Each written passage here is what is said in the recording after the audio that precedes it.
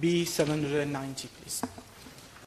Madam Speaker, between 2006 and 2015, there has been a sharp rise in the Gini coefficient in Mauritius from 0.38 to 0.41, showing an increase in income inequality among our fellow citizens.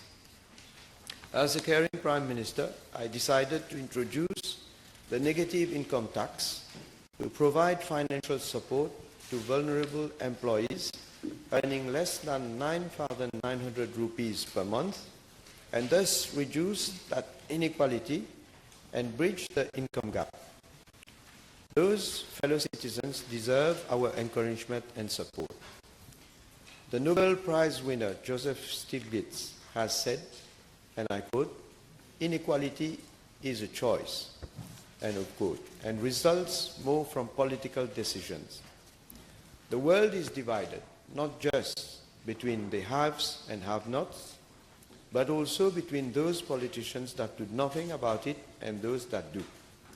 As the Honourable Member is aware, Government has very recently taken the decision to review and improve the eligibility criteria and conditions for paying the negative income tax. Accordingly, the MRA needs additional time to assess the applications received in the light of the new criteria and conditions. I'm informed that so far no application has been rejected by the MRA. As regards Part B of the question, the MRA is now in the process of computing the amount payable to the beneficiaries of the negative income tax based on the revised criteria and conditions. In particular, the MRA is now being required to compute the negative income tax allowance on the basis of the monthly basic salary instead of total earnings. Sorry. In the initial phase of registration, some 18,700 applications have been received. However, many more applications are expected to be received following the start of a sensitization campaign on the revised criteria and conditions. The MRA has also started a campaign to register employees directly at their place of work. Madam Speaker, in the budget speech, the Honourable Prime Minister mentioned that the negative income tax system will provide financial support to some 150,000 employees. And this was under the more stringent eligibility criteria. You know, from the Honourable Prime Minister, why has this historical measure, which has announced, been such a fiasco? Well, time will tell whether it has been a fiasco. This is what I can only say right now.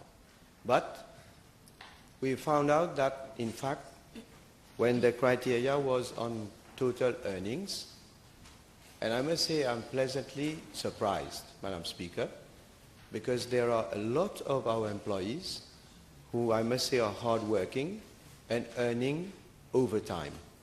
And with regard to other allowances that they get, therefore they were earning beyond this 9,900 rupees.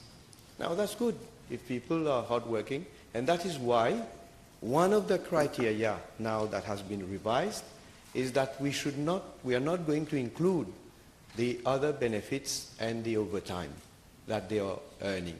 But obviously, up to a certain level, the ceiling is 20,000 rupees. But I believe that that would give sufficient, I must say, incentive for people who work hard, who earn overtime, and should not be penalized, therefore, by the former criteria. That is why this criteria has been reviewed. And let's see. I'm not, okay, you have thought that, you think that is a fiasco? Well, as I say, time will tell. It has been announced in the press that the committee working on minimum wages has already communicated its report, and the figures announced is around 8,000, 8,500. And from the Honourable Prime Minister, if the minimum wage is going to be 8,000, 8,500, what would happen? Would there be a revision of the eligibility criteria? Because at the moment, we have those earning 5,000, those earning less than 7,000. All these, I'm supposed, would be absorbed by the minimum wage. So is the Prime Minister considering increasing the top-up, since now we're no longer going to have workers earning less than 8,000, 8,500? Yeah, well, first of all, let me confirm that the committee has submitted its report on minimum wage, and that the report now is before Cabinet. So I will not debate on the content of that report. Let Cabinet discuss and then take a decision. But what I can say, obviously, in the light of what will be decided and what will be agreed upon, in the light of that, we will see if there is a need to readjust the negative income tax, the criteria. Obviously, we will take stock and then we will do the needful. Yes, thank you. I have in front of me the fourth criteria as decided by Cabinet on 10th of November, wherein the beneficiary is supposed to declare NPF and NSF. Can I ask the Honourable Prime Minister what will become to those who work in small SMEs who do not have the habit of paying NSF and NPF, and also to those who are really at the lower rungs of the ladder and who are employed by themselves and who really need that negative income tax? Well, again, the previous criteria was that the employer had to be in line with his contribution with regard to an employee. And that also has been a problem because, as you say, there are a number of employers who were not up to date with their contribution. That is why we have relaxed this condition, and that it now will suffice for whenever the employee has registered himself or herself, during the month that he is applying for this negative income tax, during that month the employer has to be in order with his contribution.